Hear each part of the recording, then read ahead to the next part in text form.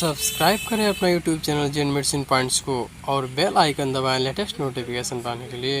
चलिए दोस्तों, आज हम बात करने वाले हैं निमोसाइड पैरासीटामॉल टैबलेट के बारे में। इस समय हमारे पास प्राइम मैनकाइंड कंपनी का निमिकाइंड प्लस टैबलेट मौजूद है। आइए जानते हैं यह किस ग्रुप से संबंधित मेडिसिन है। निमोसाइड पैरासीटामॉल एक non steroidal anti inflammatory group से संबंधित मेडिसिन है, जिसे NSAID भी कहा जाता है।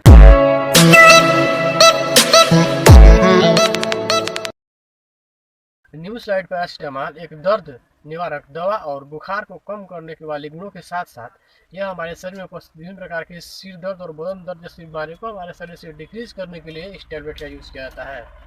आइए जानते हैं और किन बीमारियों को हमारे शरीर से डिक्रीज करने के लिए इस टैबलेट का यूज़ किया जाता है, जैसे गाउट, कमर दर्द, ऑस्टियोआर्थराइटिस, दांतों में दर्द, बुखार, सिर दर्द, जोड़ों में दर्द, मांसपेशियों में दर्द, बदन दर्द, कमर दर्द, वायरल फीवर, हाथ में दर्द आदि जैसी बीमारियों को हमारे शरीर से डिक्रीज करने के लिए इस टैबलेट का यूज़ किया जाता है। आइए जानते हैं इसके साइड इफेक्ट के बारे में।